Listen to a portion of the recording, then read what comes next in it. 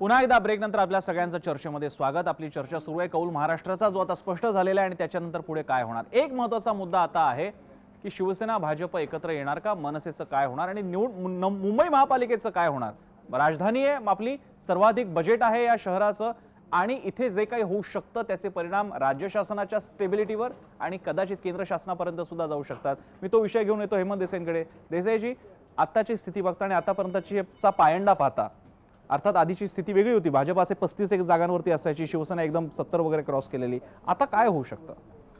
जवळजवळ आता इक्वल झालेले दोघंही। हो, आणि त्या परिस्थितीमध्ये आज उद्धव ठाकरे यांचं जे काही वक्तव्य आपण सगळी ऐकली, त्यामध्ये जो आक्रमकपणा आहे तो काही दिसला नव्हता। हो, संजय राऊतांनी तर सांगितलं की राजदंड आमच्याकडे असेल, आम्हीच नंबर 1 असू आणि भगवा फडकणारच, त्यामुळे फक्त ते म्हणतात शाहिस्तेखान वगैरे बऱ्याच गोष्टी ते। पण संजय राऊतांचं आता ऐकण्याच्या कितपत स्थितीत उद्धव ठाकरेंचं वाटत नाही। आयडियली काय होईल की तुम्ही जर एवढा आता सगळा फुगा फुगवलेला होता विरोधाचा, तो फुगा तुम्हाला खरोखरीच फुगवायचा असेल आणि विरोधी पक्षांची स्पेस जर तुम्ही घेतलेली असेल तर हे सातत्य ठेवा। तुम्ही सरकारमधनं बाहेर पडा, तुम्ही यांना सांगा की तुम्ही सत्ता स्थापन करा, आम्ही विरोधात बसू, पण ते होण्याची शक्यता बिलकुल नाही। आणि बाकी चंद्रकांत पाटील यांचं अत्यंत वक्तव्य महत्त्वाचं आहे याच्यामध्ये। चंद्रकांत पाटील यांनी अत्यंत समझोत्याची भूमिका घेतलेली आहे। झालं गेलं विसरून जाऊया, आता पुन्हा एकत्र बसूया असं ते म्हणतायत। आशिष शेलार यांची मात्र आक्रमक भाषा आहे अजूनही। आशिष शेलार, किरीट सोमय्या यांची भाषा वेगळी आहे, पण चंद्रकांत पाटील हा महत्त्वाचा फॅक्टर, कारण अमित शहा यांची सुद्धा सौम्य भूमिका होती। त्यामुळे आता काहीतरी तडजोडीचा कॉम्प्रोमाइज म्हणजे शिवसेनेला ही तडजोड स्वीकारायला लावण्यासाठी काहीतरी त्यांना एक हे मागचा जो दोर असतात ते लागतील, ते की यासाठी आता आम्ही बचावात्मक आमची पिछेहाट झाली तर आम्ही त्याला तयार आहोत स्वीकारायला, यासाठी काहीतरी फॉर्म्युला वर्कआउट करायला लागेल त्यांना। आणि यांचा जो मुद्दा आहे तो ट्रान्सपरन्सीचा जो लावून धरलेला आहे, त्यामध्ये सुद्धा भाजप तो लावून धरणार आणि त्यांनी आज काल सातत्याने तो मुद्दा लावून धरत आहे। ट्रान्सपरन्सी म्हणजे भाजपच्या सोयीची जी काही पारदर्शकता आहे त्याप्रमाणे ती पारदर्शकता आणण्याचा ते प्रयत्न करतील। ट्रान्सपरन्सीचा एक मुद्दा आहे, पण त्याच्या आधी जर का समजा सत्ता स्थापन करायचा मुद्दा झाला, ट्रान्सपरन्सी या नंतर येतो मुळामध्ये महापौर पद, ज्या महापौर पदाला प्रतिष्ठेचं केलेलं निलेश, त्या बाबतीत भाजप बॅक ऑफ होईल असं सध्या तरी चित्र नाहीये। आणि 82-84 जागा म्हणजे 2 जागांचा मुद्दा आहे, त्याच्यात परत भाजपची ताकद वेगळ्या प्रकारे आपल्याला मोजावी लागेल। अशा वेळी भाजप आता जुन्या पद्धतीप्रमाणे फक्त मागे राहायचं, नेहमीप्रमाणे स्टँडिंग आणि महापौर दिलं, या पोडमध्ये वाटतं का? नाही, मुख्यतः 82 जागा या मुंबई महानगरपालिकेला अधिकृतपणे त्यांच्या हाती आहेत। 200 जागा लढवल्या होत्या, त्यातल्या 82 जागा आल्या। सेनेनं 227 जागा लढवल्या होत्या आणि त्यामुळे वारंवारिता जर काढली तर जास्त ही भाजपची आहे, भाजपनं जास्त यश मिळवलेलं आहे। त्याचबरोबर 27 जागा या मित्रपक्षांना सोडल्या होत्या आणि त्यातल्या 4 जागा या मित्रपक्षांच्या आलेल्या आहेत आणि त्यामुळे त्या 82 अधिक 4 असा 86चा अधिकृत आकडा हा महायुतीचा होतो आणि त्यामुळे त्या 86च्या आकड्याच्या आधारावर भाजप महापौर पदासाठी म्हणून दावा दाखल करू शकतं, कारण गट म्हणून सर्वात मोठा निवडून आलेला गट हा भाजपचा असेल आणि त्यामुळे साहजिकच सत्ता स्थापन करण्याचा पहिला अधिकार भाजपकडे जातो। आणि या परिस्थितीमध्ये सेनेशी वाटाघाटी करताना स्पष्टपणे महापौर पद स्वतःकडे ठेवण्याची भाजपची भूमिका असेल, त्याला उद्धव ठाकरे मान्यता देतील अशी परिस्थिती दिसत नाही। त्यामुळे त्याही ठिकाणी वादाला पुन्हा एक ठिणगी पडणार आहे। पण ज्यावेळेला आपण या पूर्ण परिस्थितीवर चर्चा करतोय, मुख्यतः 38 अशा जागा आहेत ज्या ठिकाणी सेना ही फक्त मनसेचा उमेदवार असल्यामुळे पराभूत झालेली आहे आणि 100 मतांपासून 1,500 मतांपर्यंतच्या विविध फरकानं सेनेच्या 38 जागा गेल्यात। त्या 38 जागा जर सेनेजवळ असत्या तर 84 अधिक 38 अशा स्वरूपामध्ये बहुमतापेक्षा जास्त जागा या सेनेच्या एकट्याच्या बळावर सत्तेपर्यंत घेऊन जाणाऱ्या ठरल्या असत्या।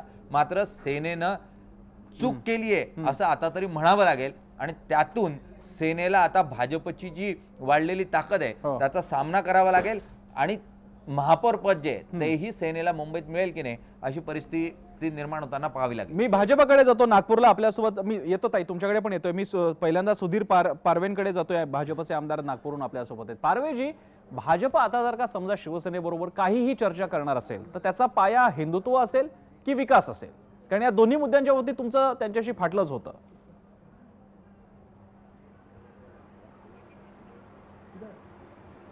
धन्यवाद। आपण जो विषय मुंबईच्या शिवसेना भाजपच्या संदर्भात घेतलेला आहे। हो मुंबईमध्ये माननीय शिवसेनेचे नेते उद्धव ठाकरेजी यांना असं वाटत होतं की शिवसेनेचा बालेकिल्ला हा मुंबई आहे आणि भाजप हे नगण्य आहे, अशा संदर्भात त्यांचा संभ्रम होता। मागच्या वेळेस 30 सीटावरती भारतीय जनता पार्टी त्यावेळेस त्यांचे पदाधिकारी होते, परंतु कमी जागा लढवून आज 82 जागावरती भारतीय जनता पार्टी त्या ठिकाणी निवडून आलेली आहे आणि मित्र पक्षाच्या 4 जागा, अशा 86 जागा म्हणजे मुंबईतला सगळ्यात मोठा पक्ष भारतीय जनता पार्टी आज झालेला आहे। आणि अशा याच्यामध्ये उद्धवजींचा जो हिंदुत्वाचा मुद्दा आणि त्या ठिकाणी भाजपाची ताकद ही कमी, या संदर्भातला संभ्रम हा निघालेला असावा असा मला वाटतोय। आणि त्या दृष्टिकोनातून आज मुंबईमध्ये आणि सर्वदूर संपूर्ण महाराष्ट्रामध्ये भारतीय जनता पार्टी हा सगळ्यात मोठा पक्ष निर्माण झालेला आहे।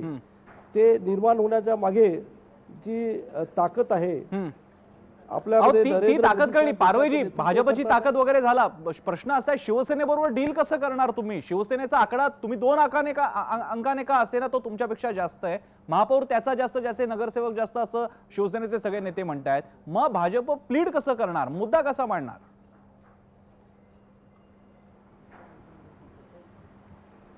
मुद्दा ठेवेल, कारण की मित्र पक्षाच्या 4 जागा आहेत आणि त्या सोबत भारतीय जनता पार्टीला समर्थन त्यांनी दिलेलं आहे। म्हणजे 86 जागा त्यांच्या होतात, म्हणजे मोठा पक्ष म्हणून भारतीय जनता पार्टी हा महापौरासाठी दावा करेल आणि त्या संदर्भामध्ये पहिला अधिकार सुद्धा भारतीय जनता पार्टीचा आहे। ज्यांच्या जास्त जागा आल्या असेल तर त्यांना तो अधिकार स्वाभाविक जातोच आहे। म्हणून अशा परिस्थितीमध्ये महाराष्ट्रामध्ये भारतीय जनता पार्टी शिवसेनेची युती आहे।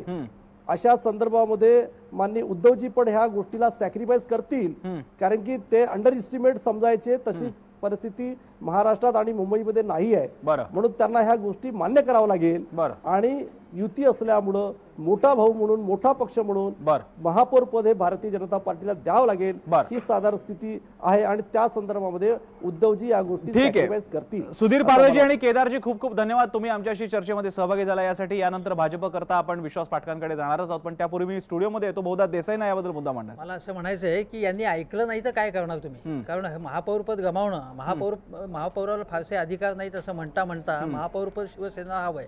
मुख्य म्हणजे स्टँडिंग कमिटी, तृष्णा विश्वासराव त्यांच्या विरोधी पक्षात येते आणि यशोधर फडसे हे दोघंही पराभूत झालेले आहेत। स्टँडिंग कमिटी आणि इम्प्रुव्हमेंट्स कमिटीला मोठे अधिकार असतात, तर त्या कमिटीची रचना कशी असेल, त्याचं अध्यक्षपद कोणाकडे असेल, आणि पुन्हा यांचं म्हणणं असं आहे भाजपचं आता की ही सगळी व्यवस्था जी आहे त्यावरती सुपरवाइज त्यांना करायचं आहे। म्हणजे फक्त कमिशनरच्या मार्फत नाही, दुसऱ्या एका यंत्रणेमार्फत त्यांना सुपरवाइज करायचं आहे। तर ते हे सगळं जे आहे ते भाजप आग्रही असेल त्याबाबत, शिवसेना तडजोडीला कितपत तयार होईल त्याबाबत भाजपला सुद्धा कॉम्प्रोमाइजला काही कॉम्प्रोमाइज करण्यासाठी तयार व्हायला लागेल। विश्वास पाठकजी, तुम्ही कॉम्प्रोमाइजला तयार आहात का? कारण शेवटी तुम्हाला शिवसेनेला वगळणं इतकंही परवडणारं नाही।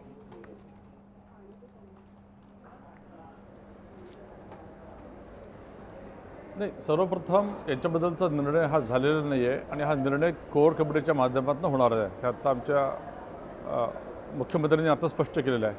आता तसं जर झालं तर मला असं वाटतं की त्याच्यामध्ये खूप अशा अडचणी येणार नाही, कारण भारतीय जनता पक्षासाठी जो मुख्य मुद्दा होता की आपण एकत्र सत्तेत येऊ आणि ते करताना आपल्याला पारदर्शकता, म्हणजे काही गोष्टींमध्ये तुम्हाला जी ट्रान्सपरन्सी हवी ती ट्रान्सपरन्सी मेंटेन करावीच लागेल।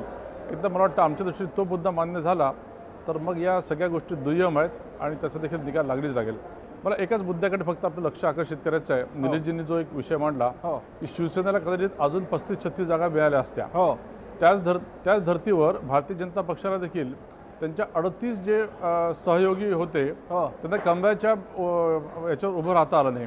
त्यांना जर कमळ चिन्ह मिळालं असतं किंवा त्या कमळावर उभे राहिले असते तर आमच्या देखील सीटा वाढलेल्या असत्या। आणि काही सीट अशा आहेत की ज्या अक्षरशः शेकड्यांच्या मार्जिननी गेलेल्या आहेत। त्यामुळे हे सर्व जर बघितलं तर तुल्यबळ असं हे काटेकी टक्कर झालेली आहे। ठीक आहे, विश्वास पाठकजी तुम्हाला प्रश्न विचारतायत विश्वंभर चौधरी। मला एक प्रश्न एवढाच विचारायचा होता की मुख्यमंत्री असं म्हणाले प्रचार सभेत की उद्धव ठाकरेंकडे काळा पैसा आहे का? किरीट सोमय्या यांनी तक्रार केली आणि त्याच्यावर मुख्यमंत्री म्हणाले की चौकशी पण होईल। तर आता तुम्ही एकत्र आल्यानंतर त्याची पारदर्शक अशी चौकशी होणार आहे का? म्हणजे का फक्त या मुद्द्यावर तुम्ही सगळ्यांना भ्रमित करून आणि फक्त एकमेकांची उणीधुणी काढून ही जी काय वाईट पद्धत चाललेली आहे की मला तुमचं सगळं माहिती वगैरे सगळं माहिती असेल तर मुख्यमंत्र्यांची ही जबाबदारी आहे की त्यांनी पुढे कारवाई केली पाहिजे. तर अशी काही कारवाई होणार आहे का फक्त हा स्टंट होता, इलेक्शनचा चुनावी जुमला होता, ते एकदा आजच सांगून टाका तर बरं पडेल.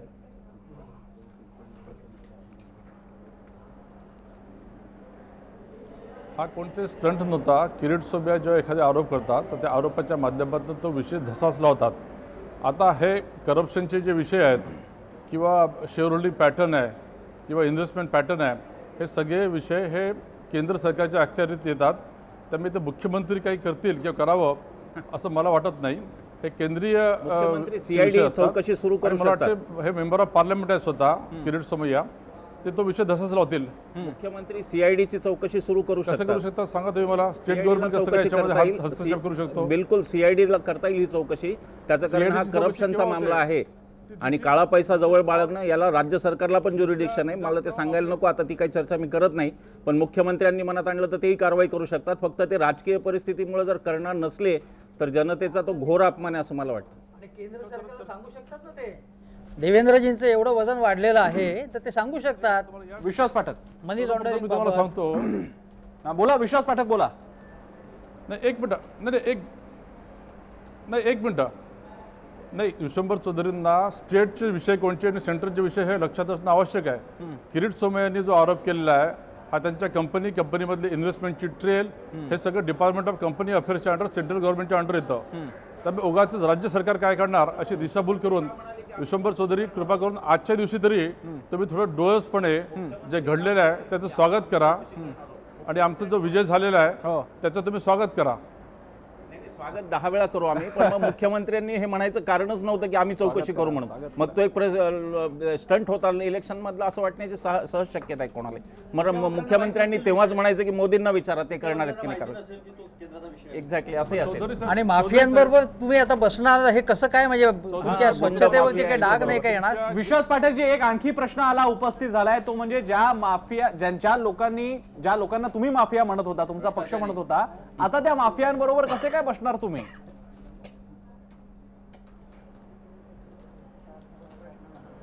नाही, सर्वप्रथम बसायचं की नाही याचा निर्णय झालेला नाहीये.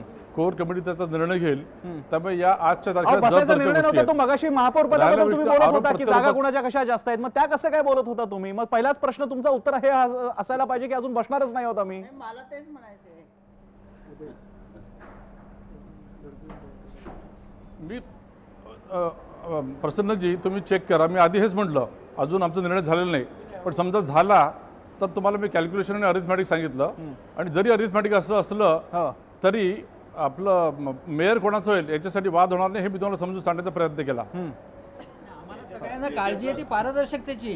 नाही, मला याच्यात याच्याचा दुसरा भाग असा आहे की जर का समजा तुम्ही ज्या वेळेला बोललात उद्धव ठाकरे यांच्याबद्दल, शिवसेनेबद्दल, जर एन्फोर्समेंट डिरेक्टरेट CBI किंवा CID स्टेट CID यांच्याकडून जर चौकशी झाली नाही की जो लॉजिकल एंड येतो तुमच्या आधीच्या भूमिकेमुळं, तर असं समजायचं का की भाजपचा पारदर्शकतेला विरोध आहे?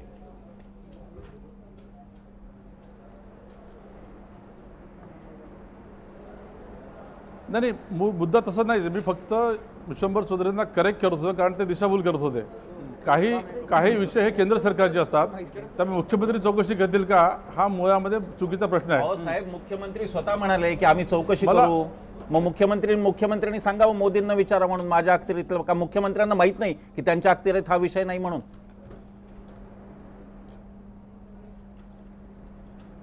ठीक आहे विश्वास पाठकजी, मी तात्पुरता हा विषय थोडासा इकडे आपण ठेवूयात कारण बाकीचे मुद्दे पण घ्यायचे. ठीक आहे, ते सत्कार्य करा तुम्ही. ते विश्वंभर चौधरीनं तुम्ही करेक्ट केलं, फार सत्कार्य केलं, परंतु माझ्या प्रश्नाचं उत्तर द्या ना. प्रश्न पुन्हा विचारा. प्रश्न असा की एन्फोर्समेंट डिरेक्टरेट CBI किंवा राज्याचं CID यांच्याकडून जर का समजा या विषयावरती आणि इतर संघ हे आहेत ऑर्गनायझेशन, तर त्यांची चौकशी जर झाली नाही तर भाजपचा पारदर्शकतेला विरोध आहे असं समजायचं का जनतेनं? विश्वास पाठक, असं अजिबात नाही.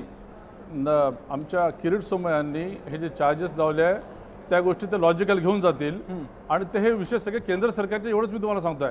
पक्ष आणि त्यामुळे पक्ष आणि सरकार काय करणार हा प्रश्न आहे. कोणाला आम्ही एक स्पेअर खासदार काय करणार ही करणार हा आमची प्रश्न भूमिका नाही. आहे. पक्ष काय करणार, सरकार काय करणार, भूमिका हा प्रश्न आहे. सोमय्या काय करतात, ठीक व्यक्ती आहे, याचा कदाचित विषय नाही. विश्वास पाठक त्या प्रश्नाला थोडंसं टाळत असेल, हरकत नाही. मी बाकीचे मुद्दे पण घ्यायचे कारण ते त्याच्यात निसटून जाऊ नयेत म्हणून.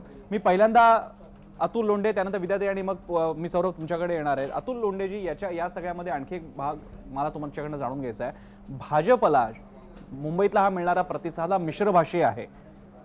पुढे आता येऊ पाहणाऱ्या मतदानाच्या निवडणुकांमध्ये, आता उत्तर प्रदेशमध्ये म्हणा किंवा काय, या सगळ्याचा परिणाम तुम्ही कसा बघता? एकूणच उत्तर भारतीय मतदार, मिश्रभाषी मतदार हा भाजपच्या बाबतीत अजूनही निगेटिव्ह टोनमध्ये गेलेला नाही असा आपण अंदाज काढू शकतो का?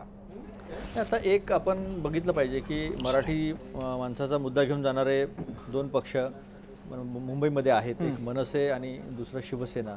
तर याच्यामध्ये मोठ्या प्रमाणावर जो उत्तर भारतीय येतो त्याला पण स्वतः सुरक्षित वाटण्याचा एक प्रश्न होताच. पण डिमॉनिटायझेशनमुळे आणि ओव्हरऑल इन्कम टॅक्सच्या ज्या काही नवीन प्रोव्हिजन्स आलेल्या आहेत, जे टॅक्स टेररिझम आपण जे म्हणतो ते डिपार्टमेंटकडनं जे होत आहे, त्याच्यानंतर गुजराती समाज मोठ्या प्रमाणावर जो आहे मुंबईमध्ये, तो गुजराती समाज पण बीजेपीकडे गेला की काय हे आपल्याला बघावं लागेल. दुसरं असं आहे की एक टक्केवारी पण बघावी लागेल या अनुषंगानं. नाही, पण युपीचे अंदाज बांधू शकतो का की जर का इथे उत्तर भारतीय त्यांना मत देत असेल तर उत्तर भारतामध्ये पार पडलेल्या मतदानामध्ये सुद्धा उत्तर भारतीयांनी दिलं असेल असं आपण म्हणू शकतो का? मला असं वाटतं की उत्तर भारतीयांचे उत्तर प्रदेशमधले प्रश्न वेगळे आहे आणि मुंबईमधले प्रश्न वेगळे आहेत. तोच उत्तर भारतीय मतदार मुंबईमध्ये मतदान करताना वेगळा विचार करतो आणि उत्तर प्रदेशमध्ये गेल्यावर तो वेगळा विचार करतो.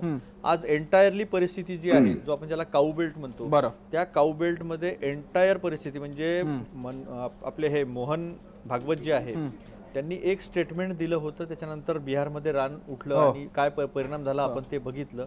आणि MIM म्हणजे हा जो उत्तर बिहारचा उत्तर दक्षिण बिहारचा जो पार्ट होता, उत्तर पूर्वेतला जो पार्ट होता किशनगंज वगैरे, त्या किशनगंजमध्ये तिथल्या मुस्लिमांनी MIM-ला मतदान न करता, MIM-नी 24 जागा उभ्या केल्या, तर MIM-ला मतदान न करता ते JDU सोबत आणि RJD सोबत गेले. त्यामुळे तिथला मतदार जो आहे हा इंटलेक्च्युअल आहे.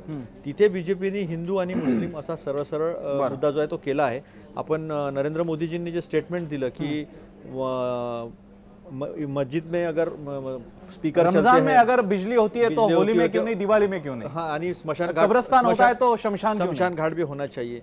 हे जे डिमार्केशन आहे हे मुझफ्फरनगरचं त्यांनी ज्या पद्धतीने केलं होतं, आपण बघितलं असेल की 73 खासदार, 20% मुस्लिम पॉप्युलेशन असलेल्या युपी मध्ये 73 खासदार. उत्तर प्रदेशचं विश्लेषण वेगळं झालं. तुमचं म्हणणं आहे की हा वेगळा करावा लागेल, इकडचा उत्तर भारतीय तिथला उत्तर भारतीय वेगळा करावा लागेल. त्यांचा विचार वेगळा करावा. विद्याताईंकडे एक वेगळा प्रश्न घेतो. विद्याताई, भाजपचे म्हणजे नरेंद्र मोदी शरद पवारांचे एक मैत्रीपूर्ण संबंध हा झाला एक भाग, पण कदाचित या सॉफ्ट असण्यामुळे एक चुकीचा मेसेज झिरपला असेल. तुम्ही उद्या राष्ट्रवादीला सुद्धा जर का भाजपला अंगावर घ्यायचं असेल तर राष्ट्रवादीची आता ताकद उरली आहे. पिंपरी चिंचवडमध्ये सुद्धा भाजप स्वबळावर एक हाती सत्ता मिळवत आहे. नाही, राष्ट्रवादीची ताकद उरली असं म्हणता येणार नाही. आता निवडणुकांचे रिझल्ट काही लागले तरी राष्ट्रवादीचं जे ग्रासरूटवर काम आहे, आणि मला म्हणजे मी जे 25-30 वर्ष बघते, तुम्ही जर सतत काम करत असला तर निश्चितच लोक तुमची साथ देतात. आणि राष्ट्रवादीचा हा अनुभव आता हे अजून 2-2.5 वर्षांनी लोकांच्या लक्षात येईल. कारण लोकांना असं वाटतंय 5 वर्ष आता भाजपला दिली आहे तर सगळीकडे सत्ता देऊन बघूया, हा उदात्त हेतू आहे लोकांचा आणि त्यामध्ये तो चुकीचा नाहीये. परंतु राष्ट्रवादीला कसलेही याच्यातनं घाबरून जाण्याचं किंवा याच्यातनं काही भीती वगैरे नाहीये. राष्ट्रवादीने आपलं काम करत राहिलं पाहिजे ग्रामीण भागामध्ये, शेतकऱ्यांमध्ये, आणि मुंबई सारख्या ठिकाणी सुद्धा राष्ट्रवादीला खूप स्कोप आहे जर काम. एक मध्ये शरद पवार असंही म्हणतात की सगळ्या समविचारी राजकीय पक्षांनी एकत्र आलं पाहिजे, प्रादेशिक पार्टीने एकत्र आलं पाहिजे. आता तो स्कोप आहे का? केवळ आता हा एक दरवेळचा, म्हणजे मला शब्द वापरायला जुमला मला म्हणायचं नाही, पण आता दरवेळची एक स्टाईल झाली की एक विशिष्ट काळानंतर शरद पवार नेहमी म्हणत असतात की सगळ्या राजकीय पक्षांनी, प्रादेशिक पक्षांनी एकत्र यावं.